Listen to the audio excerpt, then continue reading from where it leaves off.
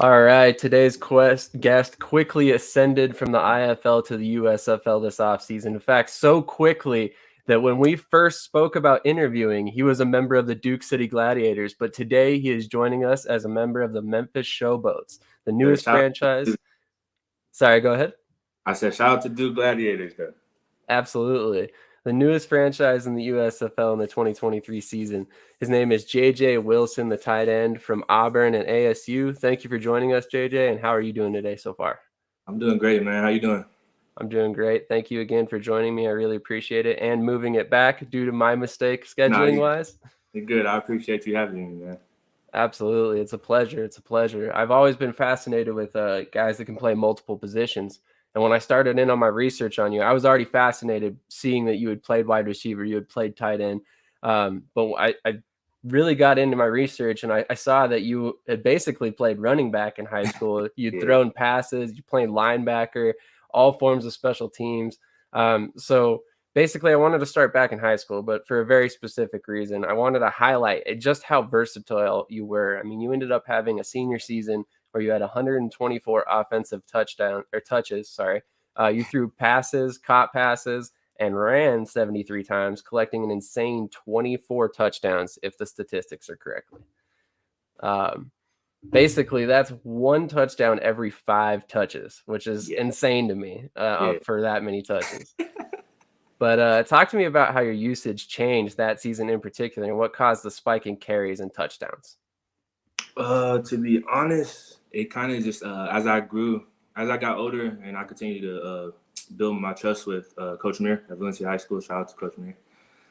Just as more as he began to trust me as well as our defense coordinator, Coach Waters, they just started letting me just kind of do my thing and let the game come to me. And just that trust that helped me just my confidence skyrocket because it's all right, the coach let me. It got to a point where he was letting me call plays. I'm like, Coach, this post is open. I'm a receiver. I'm like, Coach, the outside zone is open. He switched me to running back. It was just it was even at a point where he was like, hey, you would have been a great quarterback, but who would we throw the ball to? And I was just like, all right, I understand that. But to be honest, I got better every year. My freshman year, I played varsity, and a lot of the older guys just helped me basically develop very quick. I was always a bigger kid. I was always athletic. I played football since I was 8 years old, so I always knew I wanted to do this. I just had to learn every position throughout. Even Pop Warner, I played offensive line, defensive line. I literally played every position but quarterback. I don't know why no coach would let me play quarterback, but every position. So when I got to high school, I didn't think nothing different. Whatever's going to keep me on the field the longest, I'm going to do whatever it takes. And with that mindset going into that program, Valencia's program was ridiculous. He didn't care how talented I was. He wanted to see how hard I worked. And that's a testimony to him. The hard work I have instilled in me is because of Viking football, to be all honest. From waking up at 5:45, working out, and doing 2 days, 3 days, it was before all the rules. So Coach Mary was going in on us. But to be honest, it was just him trusting me, him giving me the opportunities to prove myself. And every time he gave me the opportunity, I proved it. And I didn't even really look at all the stats and stuff like that, but you just reading it back just gave me a whole bunch of flashbacks. But yeah, whenever I touch the ball, I try to get in the end zone. So. Well, it certainly seemed that way. Like I said, once every 5 touches is pretty insane numbers. I mean, 124 touches, so it wasn't it was fluky by any stretch. It was a trend, so it to see kind of how your college career shook out. I don't want to get ahead of ourselves here, but it was kind of surprising, given what you were able to do in your season. Exactly. Makes zero sense. But hey, at the end of the day, like you said, you kind of did whatever it took to get on the field. So I mean, I really appreciate that. But one thing I wanted to ask, and you just kind of brought it up, you succeeded in a time in which, like you said, the rules weren't there when they limited guys in practice and stuff. Do you feel you would have been where you're at today if it weren't for that? I can't say exactly if I would be or if I wouldn't, but I can say that I embraced that part of ball. I embraced it because that's how my life has always been growing up. Nothing has been easy. I've been fighting different obstacles, different trials and tribulations throughout my entire life. So when I found that in football and also being in love with football, it was I found something I could continue to feed off of. I found something I continue to the pain, the hard work, the stuff that dudes think is extra now. Like I fell in love with that, so it made the game so much easier. Like yes, I have God gifted abilities. Yes, I'm talented, but my hard work has literally like skyrocketed my abilities. Like that's what it did for me. So, and then once I figured out, oh my God, like what God gave me mixed with hard work and what is gonna like what is gonna equal to, then something clicked in my brain and I just fell in love with it. So I can't I say because right now dudes are still being successful with everything, and I know people are trying to be safe with how they train and how they run their programs, but it's just something about the old school hard grit that just that makes you fall in love with football, like fall in love with all the players that we looked up to. And nowadays it's just like I don't know, I can't. It's not really too many guys that I'm looking up to right now, just because like they're all going. Like Ray Lewis, we don't have no more Ray Lewises. We don't have any more like just grimy, gritty Harrison, like just dudes that like love the grind, which is like you gotta fall in love. You gotta truly be in love with this game in order to be successful. Because just look at my road. I could have gave up a long time ago, and nobody would have batted an eye. Nobody would have been like, "Oh, why'd you do that?" They would have tell my story, and you see it. It's just like you gotta be in love with this game to keep going. It will literally eat you alive if you let it. But you just gotta be in love with it to like fight through all the trials, fight through all the BS, and to come out like on the other side. What you want is there. You just gotta go get it. But He's gonna test you. He's gonna test you over and over again. It's up to you to just keep going or to give up. It's your choice. And I continue to choose to get up every single time, regardless of the situation. I'm gonna get up every single time. Right, absolutely. I mean, like I said in my research, this came up multiple times. You were kind of, faced with challenges everywhere you went. And Yeah. it seemed like everywhere you went, you would continue to rise to the challenge. And, Yeah. it seems like, that's if you hadn't, you probably wouldn't be where you're at today with the USFL signed to the Memphis Showboats. So, Facts. more power to you. And, congratulations for everything you've accomplished so far. And I'm excited for this season and what you're able to accomplish with Memphis for sure. But getting back to where we were at, when you leave high school, who were you recruited by at the time, and what led you to choose ASU at the time? I mean, to be honest, I was getting recruited by everybody really. I had some academic situations that lost me a lot of like interest just because it was just like we don't know if he's gonna make it, so I'm not gonna wait.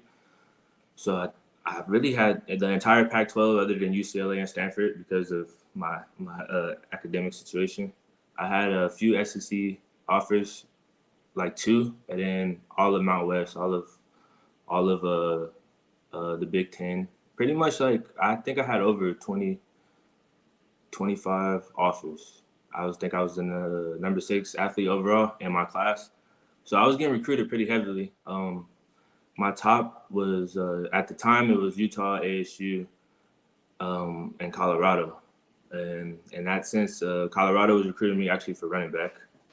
And then ASU, it just was I don't know. To be honest, I think looking back on it now, like in the moment, I would have gave you the answer like it was the best place for me to continue to do everything I was doing on offense. Because what I was told was that I would be used in the sense of Charles Clay. So at times I would be in split back where I'm at running back. At times I would be up in pistol where I'm at H back, and then I would be on the line at tight end. And in some packages I'll have to go to wide out. So I'm just like, that's literally everything I was doing at Valencia. Like that, I don't have to change a beat. All I gotta do is just get stronger, faster, and continue to grow.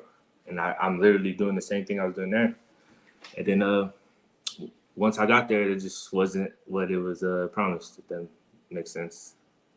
So, Yeah, it's fairly common in the football world, unfortunately, whether it's college, professional, that promises aren't what they seem a lot of times. yeah. But unfortunately, as a football player, it takes, like you said, grit and determination to get through situations like that and make the best of them, which it seemed you did in ASU.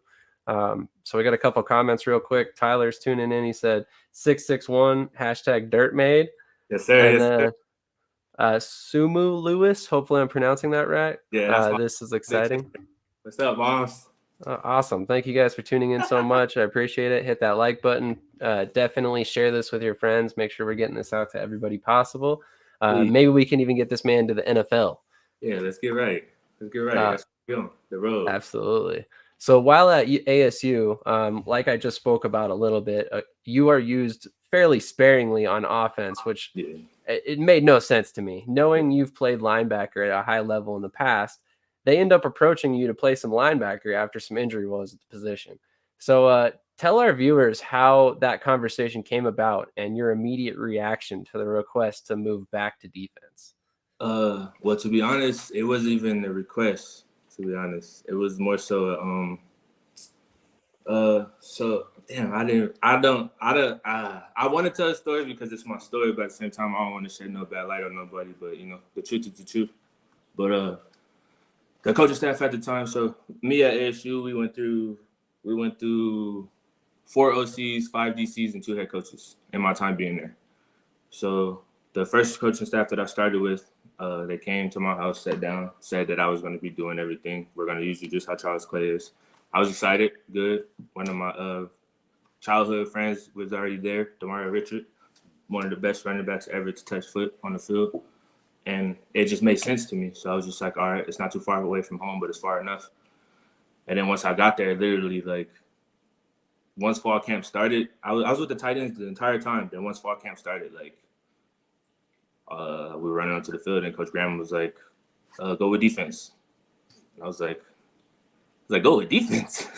What are you talking about? Like, I didn't say what are you talking about. I was just confused. So I went over with defense. And I'm just like, all right, maybe he just, at first, I'm thinking like, okay, he had a couple guys that did third downs. Like, okay, he's going to maybe rush me on the edge of third down. That's what I'm thinking, because I'm just like, there's no way. Because at the time, we only had Cody Cole, which was the returning tight end. But I was with him throughout the entire off-season campaign, and he was teaching me everything. I was basically supposed to be protege, whatever. Like, keep him in your hip. When you leave, he's gonna be our guy. He needs to learn everything you need to. And Cody Cole was great. He was an awesome dude, loving to death. He was a great mentor. Was there 100%. Kept it real with me, and everything seemed like it was going to plan. And then I'm just like, okay, so they didn't do all this for no reason. I'm definitely gonna still play offense. This is probably just like a third down thing. Because at the time, they even were taking Kalen Ballage, which was a very close friend of mine as well. He played one of the best running backs ever in college football. And he was trying to put him on defense, the outside backer, to rush him. And just like, you're literally trying to rush our best player on defense. So it's just like, at the end of the day, we're trying to listen to our leader, our commander, because at the end of the day, this is his shit. We're going to listen to you. And that's what I did. I tried to listen to him, try to go wherever. But he took me from where I would have been sharing time as a freshman with Cody Cole and placed me at the devil backer position, where I'm behind Antonio Longino, AJ Latu, and another player, and at the time, Antonio Longino was the best linebacker to return into the Pac-12 at this time. I think the season before, he had like over 40 tackles or something crazy like that. Like, he had some crazy stats where like he was everybody that was talking about. So even if I'm trying to listen to my coach and the guy that is supposed to be leading us, it just didn't make any sense. Even me being a 18-year-old kid, 19-year-old kid at the time, it was just like, it makes no sense. Because over here, I could definitely be helping our team because I know how good I am on offense. And I can still help my team over here because I'm very good on defense too. But we have more dudes over here in this position. We don't have that many dudes over here, so I don't know why you would place me over here. And even after practice, my tight end coach at the time, Coach Long, would still try to get with me and still try to do offensive things and still try to throw routes with me just to keep me, because he literally would take me for the entire practice. So after practice, Coach Long was like, I need you to, this is what we ran today. You need to know this. So when you come back.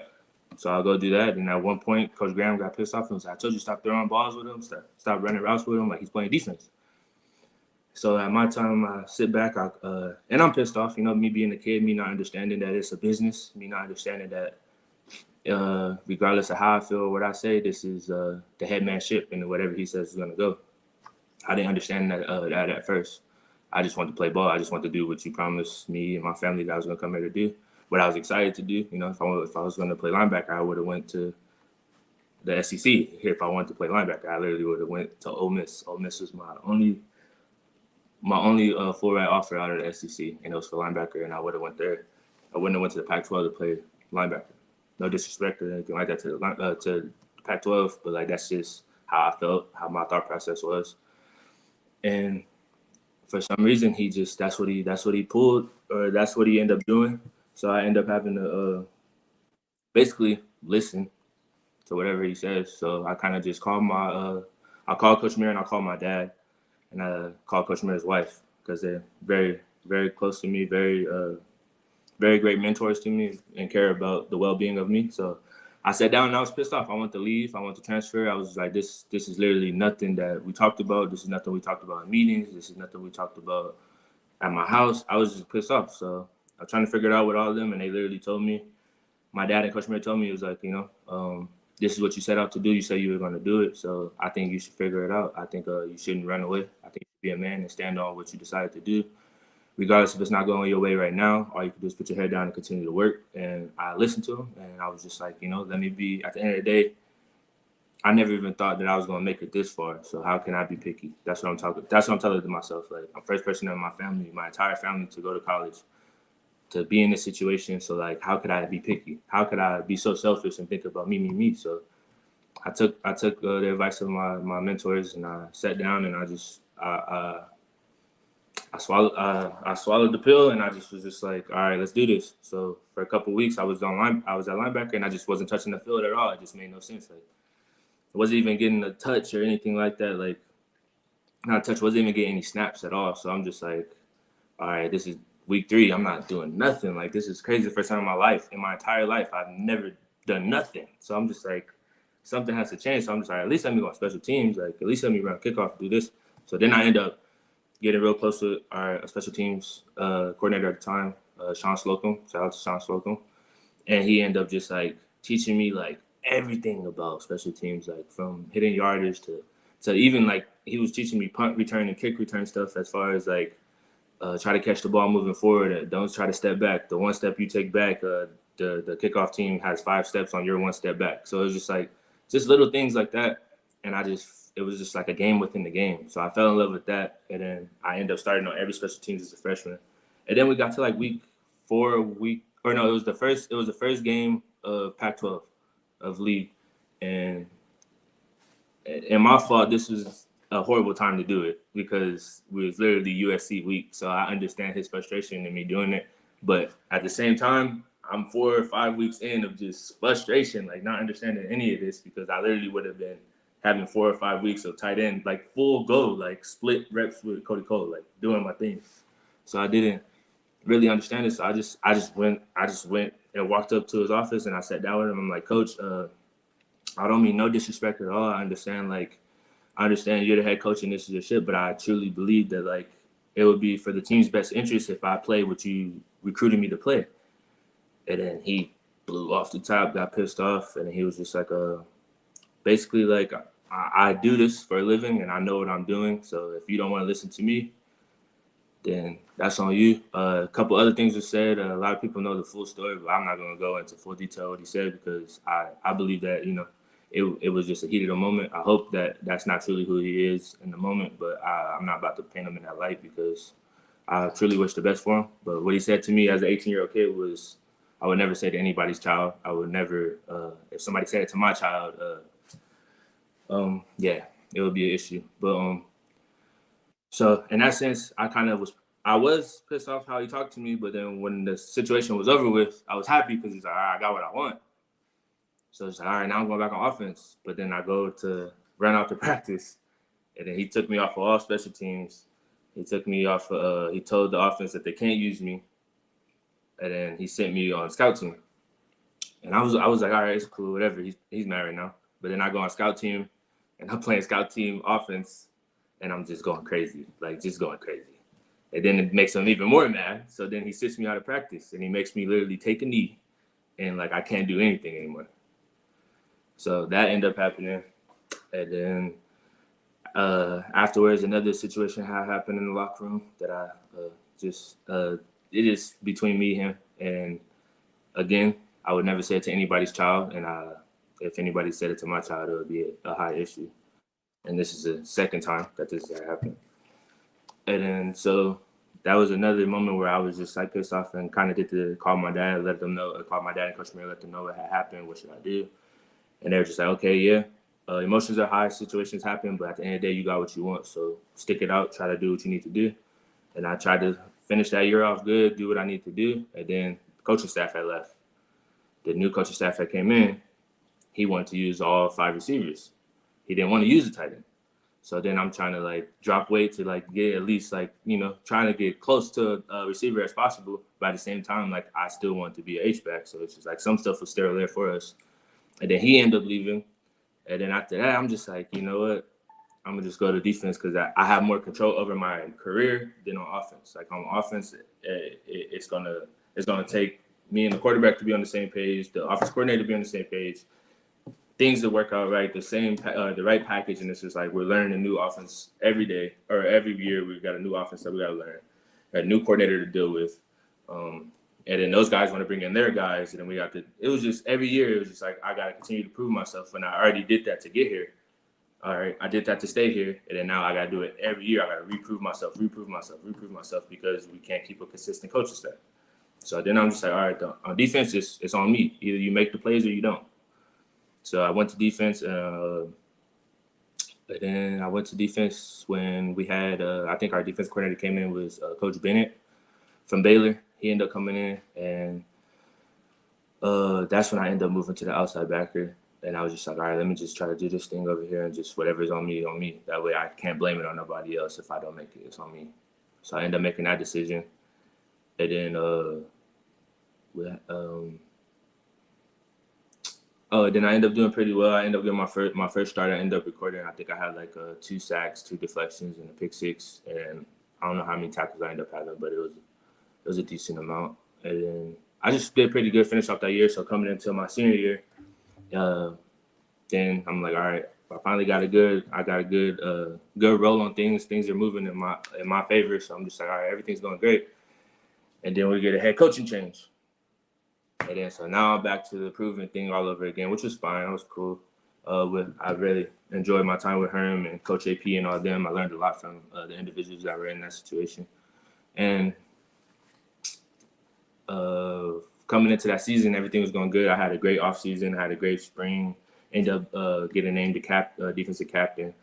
End up just doing everything I set out to do.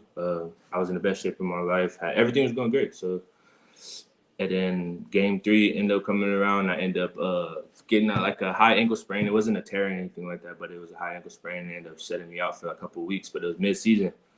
And then I just couldn't, just didn't feel right coming back in the middle of my senior season and trying to go to the lead off of injured film. And I guess that kind of rubbed the coaching staff the wrong way. They, I don't want to speak on that either because I'm not trying to talk bad on nobody, but a situation ended up happening where I ended up having to do something that I didn't want to do, but it was I was talked to in a way of what was best for the team. So I ended up doing that, and it ended up actually making the situation worse, and my recovery time was even worse. And then so I just didn't feel comfortable. And then by this time we're like 3 weeks before bowl season starts and the bowl game starts, and I'm just like before they start naming off bowl games and stuff like that. So I'm just like, and the coaches are like, yeah, you need to come back. Like you need to go ahead and just finish and get out of here and go to the league. And I'm like, go to the league off of what? Off of injured film? Like, so it didn't make sense to me either. So after that ended up happening, I'm just like, dude, I'm gonna just come back next year. I know this playbook. I'm like, everything's gonna be good. I'm thinking like everything's gonna be all right. Like nothing's like crazy. Like everybody's coming back. Everything's gonna be good. And then I ended up getting called into the office and by our defense coordinator at the time, and he just sat me down and he was just like, moving forward, like we want to focus on the younger guys and the future of the school and stuff like that. And I was just like, okay, I understand what you're saying. And then he was just like, we think it's in your best interest that you like start to basically look for other schools. And I was confused and low-key felt like disrespected because this is my home. Arizona State was my home. I was here longer than any of the coaches that were there. Like when it came to my senior year, like every year we had a different coach. So like I've been here. I've been here through the whole roller coasters, the whole ups and downs, been here with the fans, been here doing everything I'm supposed to do, been here doing my school, doing everything. So the fact that you could say, and then on top of that, I asked you, so am I not one of the best players on the team? And he told me, yes, you are one of the best players on the team. And I was like, so what sense does it make that like you wouldn't want me on the field? And he didn't have an answer for me. And I was like, you know what, Coach, I understand. I appreciate everything you did for me, everything you taught me, and I hear you loud and clear. And then I left the office, and last time I spoke to that coaching staff, and I still talk to the strength coach there, Coach Joe. He's always been a great dude with me. Always checked on me after I left and stuff like that. It wasn't no bad blood. It was just I just felt like they did me wrong as far as as a student athlete, as somebody that they put their arm around and said they love and said they were gonna look out and do the best for. But at the end of the day, I know this is a business. So like now I know like I needed to go through all that to understand that at the end of the day, like nobody owes you nothing. At the end of the day, he was just doing his job. He had to answer to somebody, and the person that made him make that decision didn't want to sit down and talk to me. I had to talk to him. So, and at the end of the day, I know who I am. I know the caliber of player I am. So I wasn't really too worried. So I just didn't want to leave because it was my home. And a lot of those guys, most of those guys are my brothers and still are my brothers. And I was forced to leave my home and I was forced to leave my family because I got injured. So that just, I don't know. And I just feel like I don't know. I hope nobody at ASU felt that like I left and didn't want to be there, or I left and it was ASU or anything like that. Like that was my home. I did not want to leave. I want to finish, graduate there. I want to finish my last season there. I want to be drafted as an Arizona State Sun Devil, but they didn't want that. They didn't want me. So I had to, I had to bounce. And to be honest, I wasn't even going to play football no more. I was over. I was heartbroken. I was just over the whole situation because my whole college was just like up and down. Stuff was going on at home. Didn't have great relationships with my coaches and stuff in college. And in high school, I had really great relationships with my coaches. So it was just like, it was hard for me to, if Coach Mir asked me to run through a wall, I'm going to run through a wall without second question. If any of my coaches at ASU asked me to do that, I would second guess it because it's like, I don't even know if you're going to be here tomorrow. Like, I don't even know if you're gonna show up tomorrow. Like I had one of the office coordinators tell me, "Hey, I love you. I'm excited for next year. We're gonna have big things for you." And then that following Monday, after that Thursday, he was signed with a different team. So it was just like, I get that it's a business, but keep it business. You don't have to tell me you love me. You don't have to tell me you care about me. We could keep it business. I'm a grown man, but I feel like I don't know if they think that's tactics or they think that's the right thing to do. But I just was raised a certain way, and I'd rather you tell the truth, even if it's not what I want to hear, then you put your arm around me and tell you love me and you want my best interest, and then bone out in less than a week.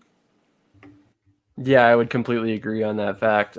Just off the top of my head, I believe it was 46 tackles, just to throw that out there. But honestly, a tremendous season at linebacker that year, despite the fact that it wasn't the position that you ultimately wanted to be at. But yeah. So you basically ran us through and what made you leave ASU and what led you to ultimately transferring. How did you end up at Auburn? No, you're good, man. Like I said, actually, I like it personally because to me, the best possible interview is when you're telling your story. I don't want to guide the narrative. I don't want to do any of that. This is your platform to tell your story. So feel free to talk as much as you want on any question. If I got to, cut some questions out because you touched on it, that's perfectly okay. I said, this is your story, man. No, I appreciate you, and I just I'm also just trying to tell it in a way because I don't want nobody to think that like I'm trying to go on I'm a victim tour or anything like that. Like my situation is my situation, and I overcame my situation. I still prevail regardless of anything. So I just telling my story because this is literally what's part of it. I can't tell my truth any other way. This is what comes with it. But at the same time, I'm not trying to paint nobody in a bad light. I'm not trying to put no dirt on nobody. I'm not trying to do nothing like that. All I'm doing is telling the truth. And in that sense, I'm still leaving out stuff because I feel like if somebody wants to know that, ask the full story. But like, I don't want to put nothing bad on nobody because at the end of the day, it's from the past. It is what it is. It's done. And at the end of the day, what I'm doing is still going. What I'm trying to get done is still in motion. So I'm not trying to shit on nobody. I'm not trying to do nothing like that. All I'm trying to do is continue to set out what I do, to set out and finish what I did, started since I was 8 years old. So, and I'm still able to do that. God willing, God bless me. So I don't. Last thing I want is people thinking I'm trying to like put dirt on anybody. I'm just telling my truth. 100%. 100%. So we got quite a few comments that rolled in. Sumu Lewis again, let's go. He's going to the NFL, she means. Let's get it. I believe that is another relative of yours. Yeah, that's my sister. That's awesome. Snowman Multimedia. If you haven't checked out his channel, definitely check it out. That's one of my guys. Yeah, I'm excited. Can't wait for USFL season. Me neither, man. Me Super either. excited. I can only imagine from your perspective. Yeah. DJ Little Dave, I will for sure watch every game. Yeah, And appreciate you, then Dave. Bert Dominguez, Wilson, SPED into 2023 life. Stay positive each day.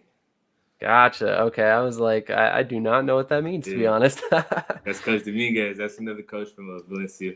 That's my I guy. love that. I love that. Thank you for tuning in, Coach. We appreciate that. Thank you, everybody, for tuning in. Once again, this story is about JJ, and it's his platform to tell exactly how everything happened. So I'm glad that he feels very secure in being honest. So I appreciate that, man. Yeah, no problem. So back to what we were asking, what led to your move to Auburn, or not what led to it, but what led to your decision to attend Auburn? You talked about how you were basically ready to step away from football in general. What brought you back to the game? I mean, yeah, it was just a lot of, you know, I've been through a lot in my life. My whole life story is crazy. But just in a sense, I just felt like, for some reason, I don't know why, but for some reason, just growing up with the childhood that I grew up with and the stuff that I had been through, I thought things were going to get easier once I got to college. And then when that didn't happen and it got harder, I didn't steer away from it. I'm just, all right, this is what I do. This is what life has always been. All we got to do is continue to get through it. And I continue to do that. And then on top of that, I get everything taken away from me because I'm hurt. That kind of like just was like, it kind of made me feel like that no matter what I do, no matter how hard I keep working, no matter how hard or how much I continue to pick myself up, that it's just going to keep happening. So it was kind of hard to accept on top of like that whole situation, on top of the situation with my sister, on top of the situation with that was so many situations going on with my godfather, my grandfather, my mom. So there's just a whole bunch going on throughout my time at ASU that I wish, and that's the one thing I could say. If I could say anything to any coaches out there, check on your players. Check on your players' mental. Check on your players. Check on their household back home. Like you don't know what these guys are going through. It's just like we don't know what you guys are going through. Everybody has their own life outside of football, but I just don't feel like that was done enough. I feel like if my coaches understood everything I was going through, what I came from, and who I was, that they would have understood me more and why I was so passionate about certain stuff and why I felt so strongly about certain stuff. I just felt like they want to say what they says goes, and that's that. But at the same time, it's just, you know, it's hard for me to pick up a textbook when my grandfather is breathing through a tube, you know, and I got to go see him. And I don't know if he's going to wake up from a coma. But the coach didn't ask about what's going on. They asked what was wrong. They didn't ask anything. They just, JJ's not doing what he's supposed to be doing. Pissing me off. He's doing this, doing that. He's uncoachable. He's this or that. And it had nothing to do with anything like that. It was just I wasn't acting the way you wanted me to act or doing what you wanted me to do in the moment or anything like that. But it was just like, I'm hurt. I'm a kid. I don't know what's going on in that moment. Right now, looking back at the end of the day, I'm not perfect. I had my wrongs done. I did wrong. It was times that I could have been way better. And in a lot of situations, I could have made it easier on my coaches, and it probably would have made our relationship easier. But to go back to this, how I ended up at Auburn was this. So this whole thing is crazy. So the grad assistant, the tight end grad assistant that I came in with at ASU was Kenny Dillingham. Kenny Dillingham, in the span of 6 years, is the head coach at ASU now. From starting at the tight end GA with JJ, he is now the head coach at ASU. So he ended up leaving after my freshman year with the offensive coaching staff that brought me in. He ended up leaving to Memphis with Coach Norville and them, and they ended up doing a terrific job. Ended up having an amazing career over there. He ended up doing everything that he could possibly do great as an offensive coordinator at Memphis, and ended up getting a job at Auburn. He ended up getting an offensive coordinator job at Auburn, and in the sense of me leaving ASU and just trying to finish school and just trying to graduate and just trying to be done with everything, I end up getting back into contact with my wife now, which is Parker Posey. But I end up getting back to contact with her, and we just been talking because we've always been close friends since I was 15. I met her in my freshman year at Valencia, and we've just always kept in touch, always been close. And then we end up just I think for the holidays I end up going by our house, and we end up just talking and end up just spending time with her during the holidays. And then she just asked me like what was going on, because she realized that like I wasn't going back for fall camp, so she just like for spring training, she was just like, so what's going on? And I'm just like, to be honest, I don't know. I think I'm done, and I just can't do this no more. And I end up telling her the whole story, everything that's ended up going on. And she kind of just, she kind of picked me up, and she was like, to be honest, like, I think you will feel worse if you stopped right now than how you feel right now. I truly believe that you want to do this, you're in love with it, but right now you just hurt, and that's okay. It's okay to be hurt. It's okay to feel how you feel. Feel those feelings, but like, if you can honestly sit down by yourself and tell yourself that like, I'm gonna stop playing football right now and I'll be happy for the rest of my life. She was like, I believe that like you wouldn't be happy. I believe that you. So in that sense, she ended up basically like picking me up when I was down, end up like basically kicking me in my ass and telling me that you need to, you need to get rid of this depression. You need to get back on the field. You need to do your thing, whatever that is for you. You need to figure it out. But first, you need to graduate college and do what you need to do. So that's at first that was all I was focused on. I was just working out, trying to finish school, and then I wasn't even thinking about Auburn. I wasn't even thinking about any school really. The only thing I was really thinking about was like, all right, if I do play football, I'm gonna play my last year with my little brother, which is Javon Wilson. He at UNLV now, but he was at Oregon at the time. So Oregon was recruiting him. So I ended up coming home, and then when I came home, it was during his recruiting home visit with Oregon, and then I was a conversation we had, and I was possibly gonna end up going there to play outside backer, and then I was just like, for some reason, something didn't tell me to say yeah, but I was like, all right, I'm gonna think about it. And then I was just like, all right, let me talk it up with my mentors. Let me talk it up with my wife. Let me talk it up with my brothers and sisters. Let me see what's going on. And then out of the blue, I get a call from Kenny. I haven't talked to Kenny in a while. I'm just like, Kenny, why is Kenny calling me? Like, what the heck is Kenny want? And I answered the phone, and he was like, yo, I heard you're a free agent. And I was like, what are you talking about? Because at this time, I never even put my name in the transfer portal. My name never entered the transfer portal. And I'm just like, what are you talking about? Like, and he's just like, I heard you leaving. And I was just like, how do you even know that? I haven't told anybody. Like, I barely told like my family and stuff, everything that's going on. So I'm like, how do you know? And he was like, come on, my roots are at ASU just like you. And then at the time, our head of player personnel, his name was Marcus. He ended up basically letting Kenny know that like, hey, some situation had happened. And JJ's not gonna be here no more. But I definitely think you should get him before somebody else does. And then basically Kenny had told me that like, Coach Malzone wanted me to come out there and take a visit. They liked what they seen on film. And then me, my dad, and my sister had took a trip out there. And I just fell in love with Auburn. I fell in love with the city of Auburn. I fell in love with the people of Auburn. Like, they made my transition so much easier. And it was like, it was crazy because like I was sad to leave because I'm leaving my home. But like when I tell you Auburn, literally, I owe Auburn like so much. And I feel at times people ask me, oh, like you went to Auburn, you played Auburn. And not that I felt bad saying I did. I just being there and just that span of 6 months, they showed me like everything it means to be an Auburn Tiger. And it's so like when I truly know like what guys put in, when I truly know what they do for the program, what they came back and did, like it makes me happy and I love it.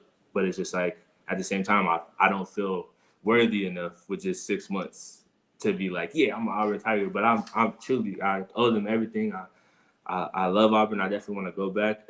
Everybody welcomed me with open arms, from the training staff to the academic coaches to the head coaches to the equipment managers. Like everybody, like nobody made me feel any type of way but love. Like from even the players, everybody. Like I still have guys I talk to now from Auburn. I still have guys that's rooting for me that love to see that I'm still going and stuff like that. Like, but basically that had ended up happening. They had brought me out, and then basically we sat down and watched the film, and then I just signed my papers right there. I was like, I'm not trying to go through this whole recruiting process again. I don't want to go on multiple trips. If this is what it's going to be, then let's do this. Like if this what it is, then let's go. And then so I ended up doing that, and then that's how that ended up happening. And then I ended up getting out there and just basically trying to again prove myself again and learn a whole new playbook. That's amazing. We'll talk about an amazing story. I mean, what a small world and how that all came together for you. And really, I mean, not to put the words in your mouth, but you might not be where you're at right now if it weren't for your time at Auburn. I mean, No, you signed. No, literally. I'm not even. That's.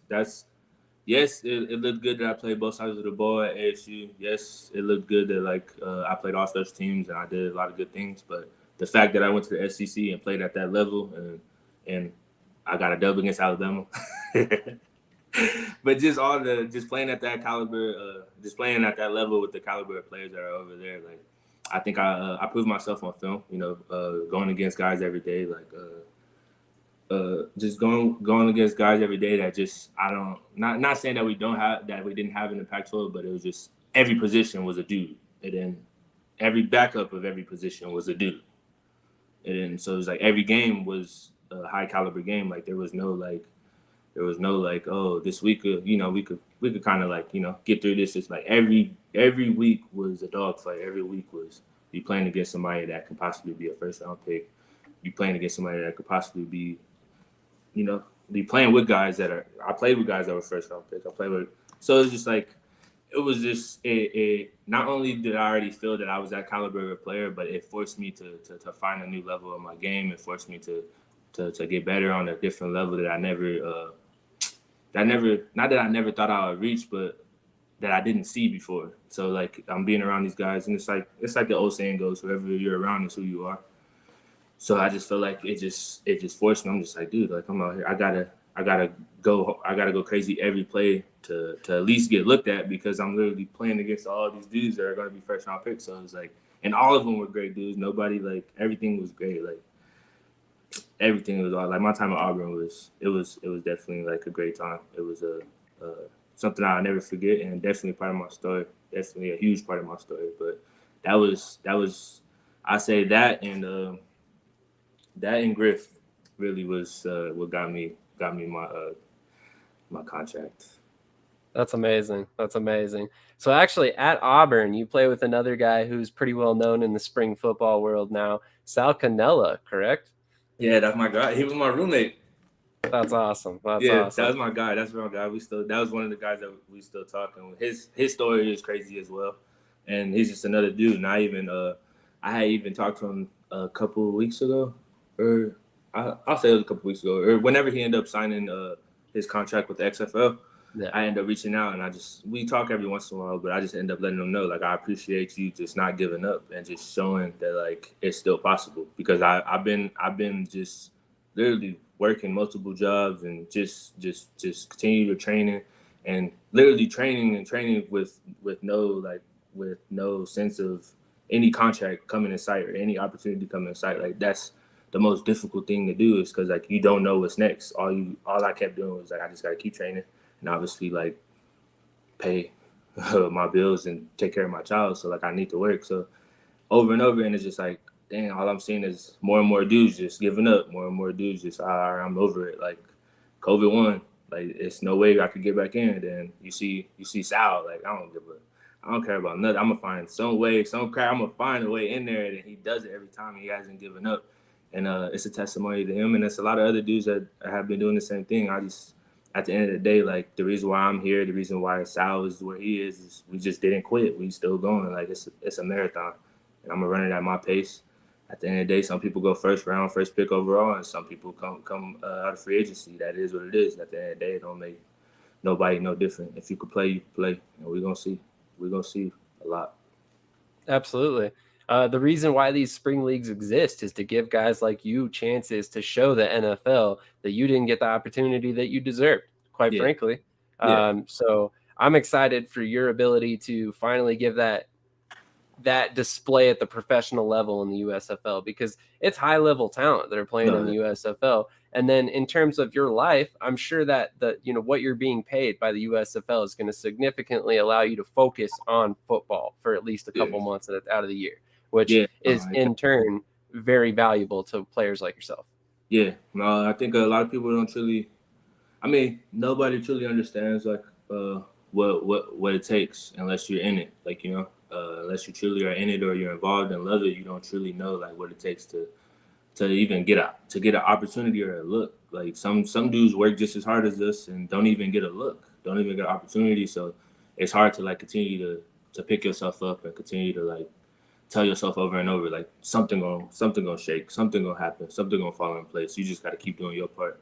And that's really all I did. Like everybody asked me, oh, like a lot of guys that like are close to me, oh, how'd you do that? I like honestly, all I did was pray and continue to work. All I did was ask God continuously over and over for just an opportunity. I'm gonna do my part. I'm gonna do my part, and that's what I did. I did my part, and God always gonna do His. Anything is possible with Him. Nothing's possible without Him, and that's always what I stand on. And my story is a testimony to that. Like, no way. Like, it's multiple dudes in my situation that gave up a long time ago. This dude's still giving up now. I'm not giving up until I get what I came for. Absolutely. Absolutely. So we kind of breezed past it real quick, but I wanted to highlight this moment in particular. You graduated college and you were actually the first member of your family to do so, correct? Yeah, I first member to ever attend college and graduate. Very nice. What did that mean to you at the time? To be honest, it meant a lot to me because it's not just in the moment it was just about my family, but now when I go back to where I'm from and I go just visit like the Antelope Valley, Palmdale, Lancaster, and even like where my high school is in Valencia, Santa Cruz, like the whole 661 is the whole 14 freeway.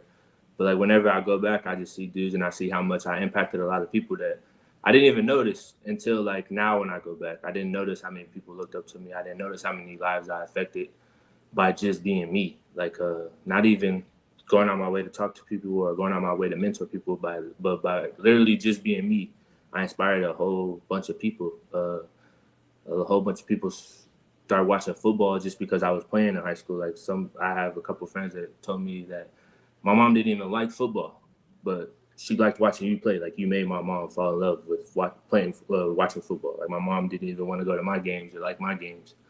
But like when she watched you play, you got her out her seat, you made her excited, and you made my mom fall in love with football. Same with some other parents, and it's just stuff like that. But as far as for my family, just what we come from and what we've been through, didn't have too many positive examples of like just living a normal life, living a every day-to-day life. It was no example of that. Everything was survival mode since I could remember. Everything was survival mode. So all we knew was the dirt, which you seen dirt made. That's just Antelope Valley. It's literally nothing but a desert. So we just call it dirt, like the dirt. So all we knew was that. Never been to a different state, never seen anything. Even Valencia, I didn't know Valencia existed until I was 14 years old. Like I literally didn't know it existed until I went and visited the school and ended up going there. And that whole situation was crazy because I moved out of my father's house when I was 14 to go to school. Like I was on my own with two other like guys, and we like literally our parents bought an apartment and we're staying in an apartment. And then so like from that time, my freshman year, I was in an apartment with two dudes, and then that got too expensive because it's the suburbs, where we come from. The rent was half of what we were paying. Our rent for our home, our 4-bedroom home or 3-bedroom home in Palmdale was half the price as a 1-bedroom apartment in Valencia. So it was just like, got to a point where it's too much. So then we started taking the train. So I'm on the train coming from Palmdale to Valencia. I got to leave 5:45 or 5. I got to wake up 4, be on the train by 5. Got to get to my bus stop by 7 to make it to school before 8.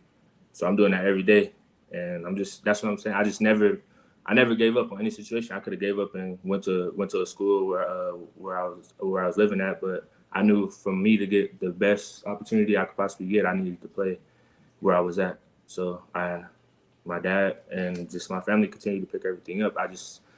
This whole situation had to happen because I needed to show my brothers and sisters that it's possible. We didn't have no examples. Like when people think about college, where we from, it's just like college. Like, bro, you ain't not going to college. Like if you graduate high school, like you did your thing. You graduated high school, this or that. But like nobody was thinking about college. Nobody was thinking about graduating college. Nobody was none of that. So it's just like I had to show them that it was possible. So that was my whole thing. I was like, I can't give up because if I give up, then they're gonna think that it's impossible. And I have 16 brothers and sisters. So I gotta continue to do that. On top of that, I got a little girl, and ain't nobody else raising my little girl but me. So I gotta continue to better myself in every aspect of who I am to make sure she has the best possible father that she can get. So, and in that sense, I just want to make sure I'm a great example for my younger brothers and a great example as a man for my younger sisters as well. Just that's just what this whole thing was about. The whole me trying to graduate high school, trying to graduate high school and college. That's all my dad ever wanted, was just for me to get an opportunity to go to college and to graduate it. So that's why I ended up having to move out when I was 14, other than like me getting in trouble and things like that growing up. And my dad was just like, you can either listen to me or you can get out my house. Like, you're not going to go down the road that you're going down right now. So you could change your life and go do this, or you could get out my house. And I was just like, all right, well, let's go do it. I never wanted to go to Valencia. If you talk to any of my teammates or my friends from Valencia, for the first 2 years I was there, I didn't say a word. I didn't talk, like, for the first 2 years I was there, because I was just like, I don't want to be here. I don't belong here. And my whole time there, too, was just kind of crazy. Not Valencia itself loved me to death, but, like, the opposing schools, you could think they didn't like me too well. So I kind of dealt with a lot of hate and stuff like that just as a kid. I'm a 16-year-old kid. I'm getting cussed out by grown-ups and things like that. Go back to where you're from. You don't belong here.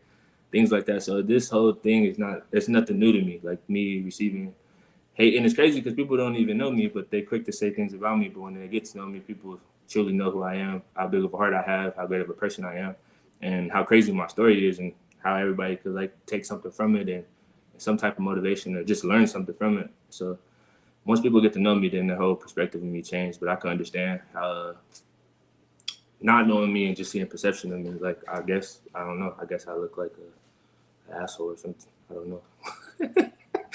But I don't know. It seems like every picture I've ever seen of you, you got a smile on your face. So I don't know how that comes off, but I gotta to each their own, man. Gotta continue to smile, because that's the only thing that gets you through it sometimes. Exactly. So I understand that COVID kind of impacted you in particular. You were telling me off screen a moment ago that you had some interest from the Buffalo Bills shortly after college, but Yeah. ultimately you were made to wait because of COVID, the kind of second wave that affected the NFL. How did that affect your motivation level at the time to continue playing football? Well, to be honest, like when the first thing had happened, when the draft had first happened, it was just touchy because my like I say almost a week before the draft had happened, I ended up losing my grandfather, and he ended up passing away. So I kind of was just like in a space where it was just like dang, I didn't make it before he left. I didn't give him the opportunity to see me make it. And then when I didn't get drafted, it made me feel like, well, damn, I didn't make it either way. So then, like, I couldn't really I was trying my hardest to keep my head straight. And then, I say like a week later, I'm still like trying to work out. I'm still trying to figure things out. I'm like, all right, it's not just wait by the phone. My agent telling me just like, wait by the phone. Like, you're going to get calls like this or that. And I'm waiting. Nobody's calling. Waiting. Nobody's calling. Then I'm like, wow, you feel worthless. You feel like failure. You feel like everything you ever worked for was for nothing. Like, you feeling all these emotions. And then in that same sense, my wife had ended up telling me a couple of weeks later that she was pregnant with my daughter. And then that had made me feel like, okay, regardless of anything, like, if I'm gonna do this, then do it. If I'm not, then make sure I have to figure out something else, because this little girl didn't ask to be here. So I have to take care of her. I have to do everything I possibly can to give her the best life she possibly could have. So in that sense, that's why I just kept grinding, kept working. And then I ended up getting a call from my agent, and he ended up telling me that Buffalo wasn't interested. And in this same sense, I could be completely wrong, because I never spoke to Buffalo personally. My agent at the time did, and he had told me, okay, Buffalo said they're interested in you. All they want you to do is to fly out and pass the physical. If you pass the physical, they have a contract for you. Because that's all that, like, my film, everything speaks for itself. But obviously, the only question is like the injuries. Like, are they still affecting you? Do you have any bad injuries that linger that you didn't bring up or anything like that? I'm just like, nah, I'm good. So he's just like, all right, well, we're gonna fly you out there. I was scheduled to fly out a Friday morning, and then I was gonna get out there and then do my physical and whatever else they had planned for me. I don't know if it was a workout or what it was, but then literally like the day before, or the Thursday before the Friday, my agent ended up calling me, and he ended up saying like they had to cancel you coming in. It wasn't just you; it was all the guys that they were bringing in, because they just had a COVID outbreak, and they just got to follow the rules. So he said, stay by the phone and this or that. And this business, if you're staying by the phone, you get forgot about real quick, especially when you got a season coming in a couple months. So it was just like, I had to swallow that pill. And it was just like, all right, well, at least like my name is out there, you know, at least somebody's thinking about me. That's what I'm thinking. So then I'm just trying to continue to go.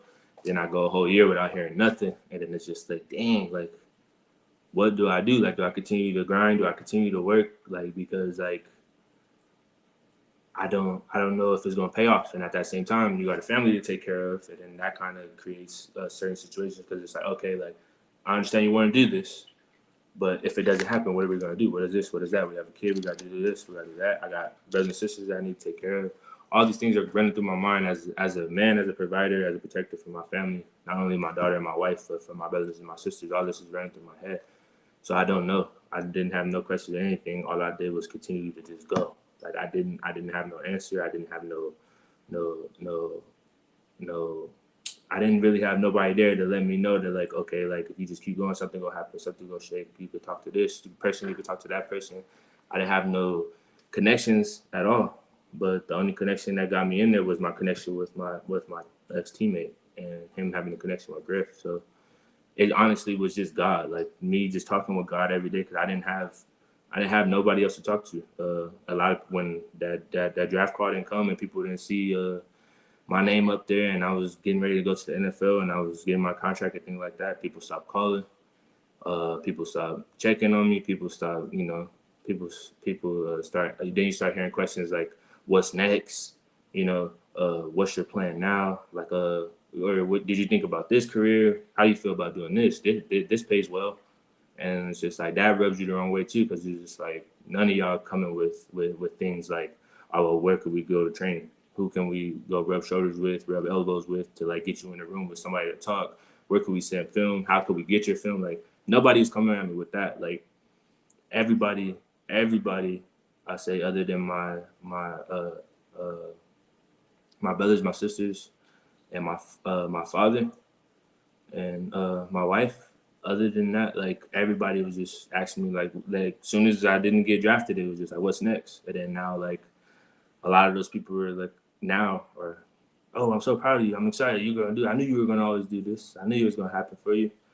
And that's the sense, you know, it's all noise. And it's just at the end of the day, if you stay locked in on what you want and you continue to pray and you continue to work and you continue to, because God always gonna do his part. If you do your part, then it's gonna happen the way that is supposed to happen. And that's what a lot of people get twisted. They go ask for things, they pray for things, and they don't do their part. You can't just not do your part and expect miracles to happen. You got to make miracles happen. You got to do the work to create a miracle, and that's what I continue to do throughout my whole life. And it's just a testimony to who I am. I'm just not gonna give up, regardless. 100%. It's as I said, you can see it throughout your career. So fast forwarding to 2022, you originally signed with the Duke City Gladiators as a wide receiver. As we all know, the IFL does not use tight ends. So, however, you have the versatility and necessary agility to produce at either position. How did this opportunity come about at the time? And was that the first time you were going to be playing indoor football? Yeah, so the first thing that happened, like I said a little bit earlier, that when Dylan had called me out the blue, and I we talk every once in a while. We'll text or we'll get on social media and we'll stay in contact that way. Very love the dude, like close, but like we weren't like talking every day on the phone or anything like that. So when he called me out the blue, I'm like, what the heck? I'm like, Dylan. So I asked him, I'm like, what's up, bro? And then we talking for a minute. He was like, hey man, I just signed with new representation, and he asked me and Dylan at the time as well, he was like, our team is looking for a tight end. So not only is my agent looking for some new talent to represent, but my team is looking for a tight end. So he was like, I'm gonna try to, I'm gonna do what I can on my part, but just like give my agent a call if you want to. I don't know if you got representation or if what you got going on or anything like that. And I'm just like, dang. I'm like, at the moment I'm thinking like this is like kind of crazy, but I'm just like, yeah, bro, I appreciate you. Like, obviously just even thinking about me, like me just being the person, like I appreciate that. And I ended up getting on the phone with Griff, and that ended up happening. Griff ended up like loving the film that he's seeing. And he was like, yeah, and I promise you, this is literally what he told me. Like he was like, you literally are, you really talented. You're a unicorn at your position, and I don't understand why you're at home. He said, sign these representation forms, and I'm gonna get you a contract in a week. And I'm just like, I'm sitting there like, bro, it's been like, you're not. What are you talking about? A week? Like a week? You gonna give me a contract in a week? And then he was just like, the way he was talking, like it. You know, if you talk to Griff, you know, like how he talks, he means what he says. But like on me, I'm like going all this bull that I went through, all this bull that's in my head. I'm just like, okay, but at the same time, I don't have nothing else. So I'm just like, all right, maybe this is just God telling me that I gotta put my trust into something. So he ended up like giving me the rundown about him, and I end up like just like loving Griff as a person and just fall in love with how he just doesn't sugarcoat anything, has no filters. Like it's just like a dude. So we're talking and everything's going. Then I end up signing the papers for representation. And then literally that was a Friday, and then following Thursday he literally got me a contract. So before a week was up, he got me a contract. And I was like, bro, I was like, what the? And he was like, yeah. He said, yeah, man. He said, I don't know what's going on. He said, but I've been trying to get your film. Nobody can get your film. So like, I've been asking ASU for my film. They don't want to give me the film. I asked Auburn for my film. They had a coaching change, so like, I don't really have a relationship with the coaches that are there right now and their new staff. So it's just kind of weird. So I'm just like, all right, if the NFL or any coaches need it, they can go get it themselves. But like, it just was like hard for me to like send stuff out when I didn't have it. So literally all I sent him was like 3 clips that I had on my Snapchat from like a couple years ago that I screen recorded. And I was just like, this is what I got. This is all I got. I can't get any other film. And then he ended up, at first he was trying to get me with the in USFL to start with, but nobody could get a hold of my film.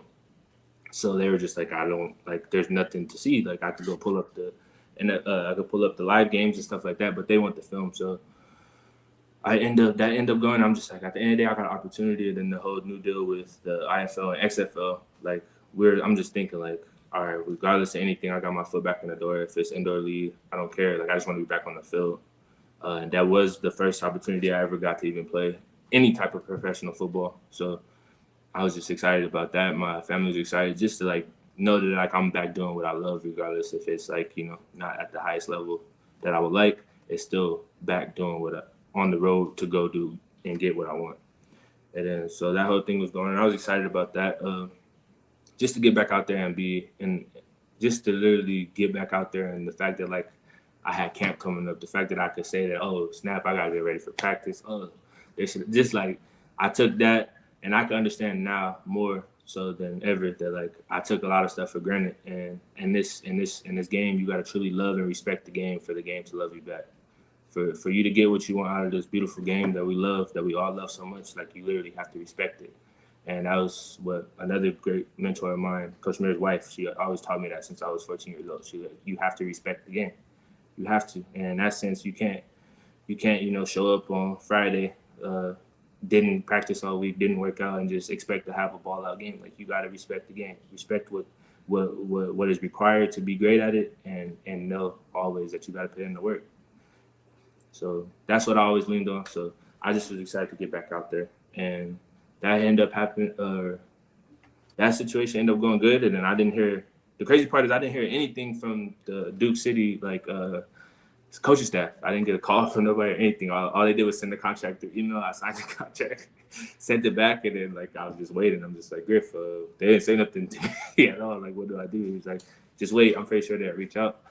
And then the crazy part is, I say about a month after that, me and Griff were talking on and off, but like about a month, not even a month, almost a month after that, Griff, he ends up calling me. He ends up texting me at like 3 a.m. Like,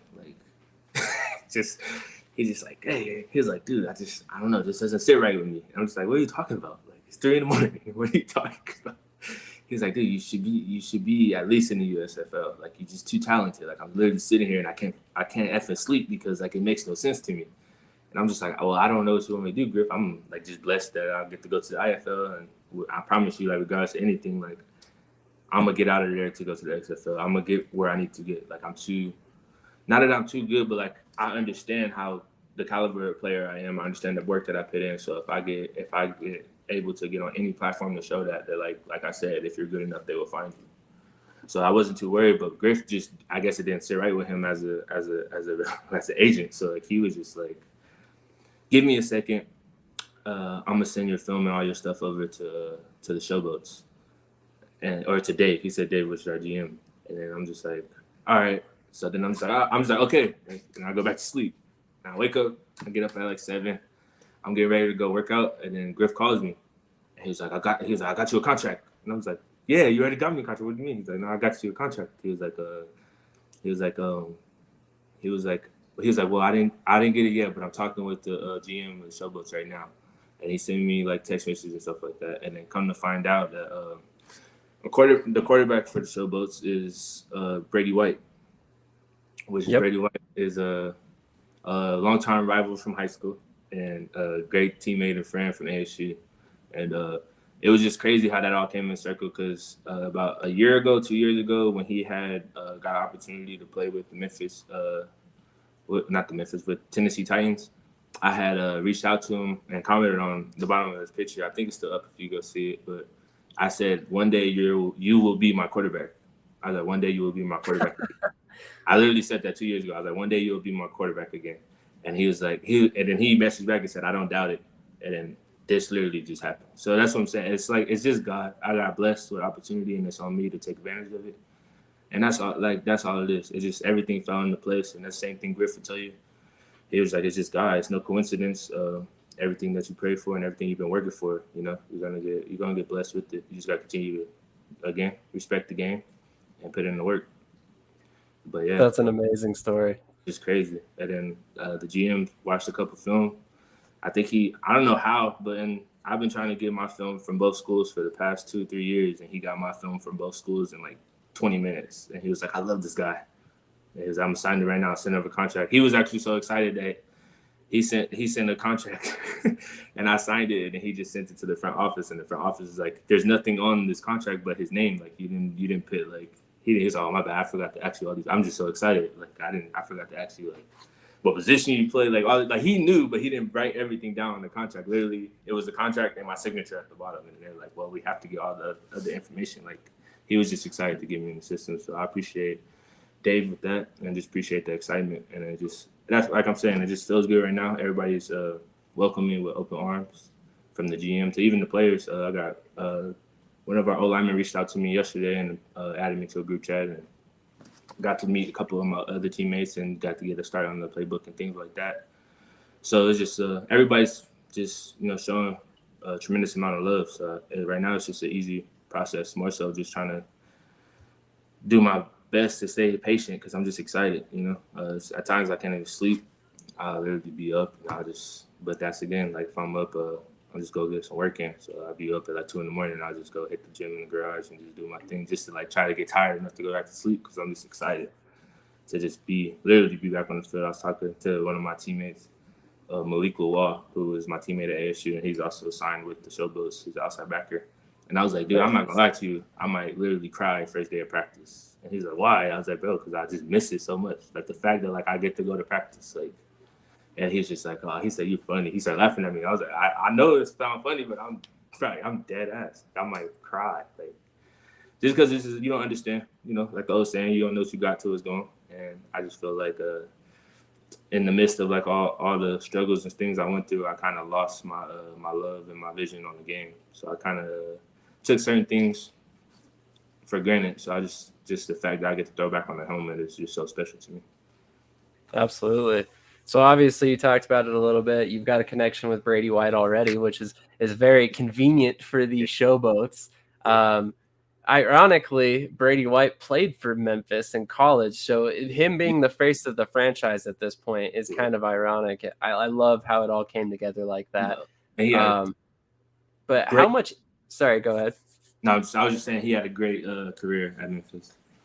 He did. He's a great quarterback. I'm very excited to see him take the reins for Memphis now. As we all know, last season, while they were in Tampa Bay, the quarterback was Jordan Te'amu, who now jumped to the XFL with DC. But that paved the way for Brady White, who's a young guy. He hasn't really gotten an opportunity to play too much at the USFL level yet. He played in the spring league a couple seasons ago. Definitely a very interesting guy to watch. But how much interaction have you had with Brady since you got picked up? And are you ready to pick right back up on your bond with him on game day? Oh yeah, as soon as it happened, literally that we were talking the day that me and Dave were talking. I was on the phone. I was like, "Hey," I ended up reaching out to him, and then when I reached out to him to like let him know who I was talking to, he was like, "That's funny because I'm on the phone with Dave talking about you right now," and I was just started laughing. And they were just like, "Dude, I told you this was gonna happen. I told you you were gonna be my quarterback again." And he said, "You did say that. You did call him." And then we've just been talking ever since. We've been getting. We were trying to get together to throw. He just got back from his bowl game because he's coaching too. So on the off season, he's coaching at Memphis. So he just got back from his bowl game. So we set up a couple of dates to throw and stuff. But we just got done talking like before I got on here with you. Probably gonna end up rooming together out there in Memphis. So like everything's just going very well right now. Very nice. Very nice. So obviously, heading into the USFL, there's a varied amount of coaches. I mean, some guys are from the NFL background, some guys are from a college background, stuff like that. But you actually have one of the more pro style offenses because you're going into an offense led by Todd Haley, longtime NFL offensive coordinator. How excited are you to play in an NFL styled offense that's really going to showcase you in the way you would be used in the big league? I'm tremendous. I'm like more than I can even say. I don't know. I'm tremendously excited just because it's gonna be again. I like when everything's on me. So it's just like if everything played out in the way I wanted it to play out, it's on me to perform. It's on me to show. So he's gonna teach and demand, and I'm just gonna perform. I'm gonna learn and perform. So I'm excited to play in the pro style just because like obviously it's gonna what I'm gonna be doing and what I'm like what I want to be doing in the NFL. It gave me opportunity to prove that I could block, I could be in the trenches, and get dirty like everybody else, and I could also showcase my routes, showcase my ability to run, my ability to cut, my ability to make big plays and to create big plays. So I'm excited, whether that's from me, blocking or receiving. Like I'm excited. I'm excited Very to get with nice. the O line. I'm excited to get with the running backs. I'm just excited to get with the team in general. I'm excited to be an impact on special teams as well. I'm just excited to be back on the field in general. But on top of it being a pro style, on top of my coaches being who they are, my teammates being who they are, it's just all bonuses. So like I'm saying, everything is going very well, and it's going to be literally like everything is just on me to do what I'm supposed to do. Absolutely. So, have you had any opportunity to talk to your new coach, or your position coach, Frank Gans Jr. yet? No, I haven't. I haven't yet. The only people I've really talked to is the GM, and I've talked to my teammates. Nobody else really. Still kind of early, and I know a lot of things are still like happening with certain like with contracts and things like that. They were trying to like figure out. So a lot of things they were trying to wait until after the XFL's second draft or whatever. Mm-hmm. So now that that's over and things are moving forward, I'm pretty sure we'll start to hear more as we get closer to our report date. Absolutely. It makes perfect sense. I mean, they knew they were going to lose some players. They didn't necessarily know how many, and we Yeah. saw that it was a good chunk of players. So, obviously, that was significant to their planning for the 2023 season. So, definitely made sense to let that get out of the way first. So what do you expect your role to be in 2023? Are you expecting to be, lined up in the backfield at times, then playing tight end, maybe split out wide at some point, or are you expecting to just be strictly an inline tight end? To be honest, if I can't really say because I didn't talk to any coaches yet, but just off of watching my film, I don't see why they would just use me as an inline tight end. I know that like regardless of anything, I have to have the ability to be good at that, regardless of what level I play at or what offense I play at. I have to be able to perform at a high level in the inline tight end. But I feel like just my ability and everything I have going on as far as like a receiving tight end, I don't think it's too many linebackers that can cover me, and I really don't think it's too many DBs that can cover me or want to cover me. So like I'm just excited. I'm not worried about anything. I'm not expecting anything really as far as like, oh, I should be here or I should be there. I'm truly blessed and excited to be back on the field, and whatever the coaches ask, like I'm gonna go full throttle hard, and I just hope that everybody who decides to line up in front of me and want to go whistle to whistle, I hope they're just ready to go through the echo of the whistle. Because I don't know. I've been sitting and watching for a long time. Been sitting and watching and applauding all these dudes getting opportunities, all these dudes wasting opportunities, all these dudes just, I don't know. So it's kind of like I'm pissed off, but at the same time I'm excited. At the same time I'm happy. At the same time I'm truly grateful and appreciative. So whatever it is, if they want me to run 9 goals at wideout to open up my teammates, I'll run 9 goals at wideout. If they want me to get in and block all game, I'm gonna get in and block all game at the end line. If they want to hand the ball off, I'm gonna go for over 100. Like it doesn't. I don't. Whatever I need to do, whatever they ask me to do, I'm gonna do, and I'm gonna do it at a high level, regardless of what it is. I'm excited for it all, but I do feel like again, it's all on me. If I perform at a high level, it's gonna work in my favor. If I don't, then it's not on nobody to blame but me. Absolutely.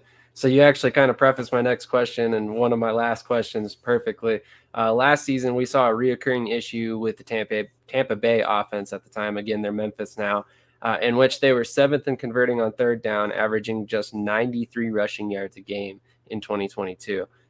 They did not utilize a fullback all last season, and they used primarily one tight end sets. So I think the signing of you, the move to bring in guys like Justin Stockton from the IFL, also David Ham, another bigger back from the IFL. It looks like they're gearing up to fix these issues they had last season to get them where they want to be in 2023. So if called upon, are you prepared to possibly be utilized as a short yardage / goal line runner for the Showboats if that's what it comes to?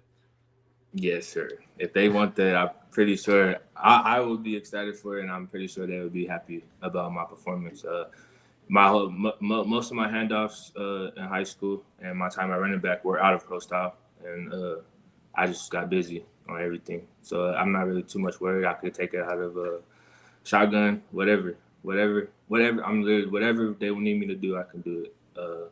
And they will be happy with their requests and what they get out of the request. So I'm not too worried. The easiest part about this whole thing is playing football for me. Like I've always been a dude. I've always been a dude, and I always will be a dude. So I'm not finna switch anything up just because it's this offense or just because it's this league or that dude. Like you will still see that I'm a dude regardless of anything, and that's not because I'm better than anybody. That's not because I hold think I'm higher than anybody or anything like that. I put in the work to be a dude, and it will show every time. Like nobody's gonna outwork me. Nobody's gonna work more than me, and I'm gonna continue to make that be who I am. And in that sense, I will continue to prevail in everything I do. And it's just a testimony to hard work. That's all that is. So I'm not too worried. Football and my ability to play football is not going nowhere. It's been there. All I got to do is continue to work hard, stay healthy, and I feel Showboats would be extremely happy and satisfied with signing. Absolutely. I completely agree. So my final question for the day is kind of a toss up for you, or, how do I want to put this? A nice and easy one for you. So what can Showboat fans expect from you in 2023? I mean, are you the type of guy who's going to be hyped up, getting your teammates hyped up? Or are you kind of just mellow, going to the game calm, cool, collected? What can they expect to see from you? To be honest, I'm a great guy. I'm a lovable dude. But as far as the field goes, my pads and my plays will speak for themselves. I'm not a dude that I'm not a rah-rah dude. I feel like I'll give a speech or I'll give this or that when it's really called for, when it's really something that I feel in my heart. It's not something that I can plan or anything like that. It's kind of something that just happens because when I do speak, I speak from my heart, and what I say, I mean it. So I feel like it's respected by a lot of guys, a lot of people that I come into contact with, regardless if they know me forever or if they know me for a second.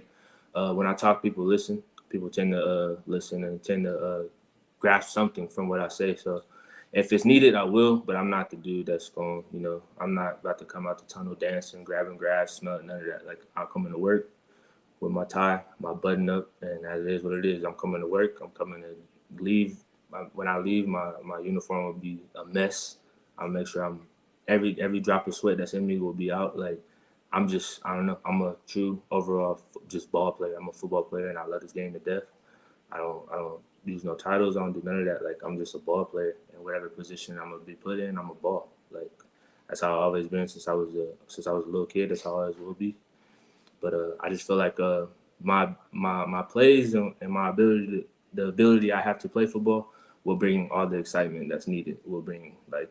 I'm not too worried about them getting excited. They'll have a lot to cheer for, a lot to see from myself and my teammates included. I feel like we got a group of we have a great group of guys looking at the roster and looking at some of the programs that the guys are coming from, and a lot of dudes that are returning that were just dudes. We had a lot of dudes that were already on the team. And then, like you said, the coaches taking the steps that they need to take to fix the things that they saw that were issues.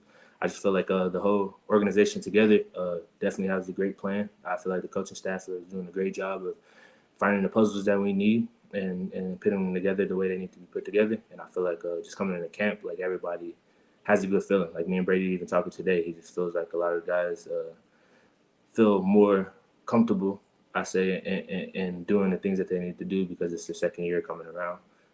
They got their feet, a little wet, and they know what's needed and they know what was the problem. And me coming in, I just got to be, I just got to be open-minded and at the same time be who I am because that's who they signed me to be. But at the same time, like find my place in this team and find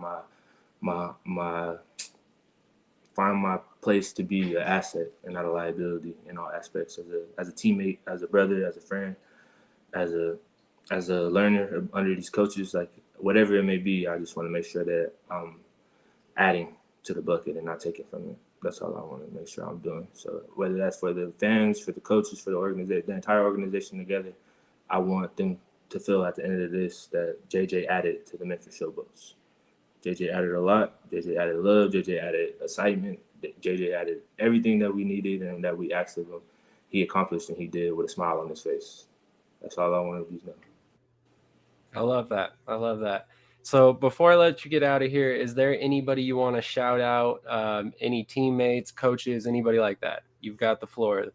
To be honest, shout out to everybody who continued to believe in me. Shout out to everybody that had my best interests at times. And thank you for those who pray for me and who continue to pray for me. I just want to shout out, obviously, my dad and my mom. I love y'all to death. Wouldn't be who I am or where I am without you guys. Shout out Valencia High School. Shout out Valencia football. Shout out ASU and Auburn. Thank you both for having me and giving me the opportunities and creating the man that you see here before you today. And again, thank you to the Showboats for taking a chance that will pay off tremendously. Absolutely. Tremendously excited to see what you can do in the 2023 season. And I definitely will be rooting for you to succeed. And, maybe we can add to this collection over here with a Showboats versus Stars shirt this year. No, I definitely got you. Absolutely. Well, I'm not asking you to buy it. I'm just hoping to see you in the championship game, just so we're clear. But a signature would be dope, though. Yeah. I would throw that out there. But again, man, best of luck. I'm super excited for you. Again, that ascension so quickly from the Duke City Gladiators to the Showboats. Yeah. I have a feeling that's going to be very, very similar to your ascension from the USFL to the NFL. So absolutely. So once again, man, thank you for coming on. It's been a pleasure learning more about your career, and I wish you best of luck in 2023. Thank you, man. I appreciate you having me and giving me a platform to share it. Absolutely. I'm sure this won't be the last time we speak, so definitely keep in touch. Nah, definitely not. Definitely not the last time, man.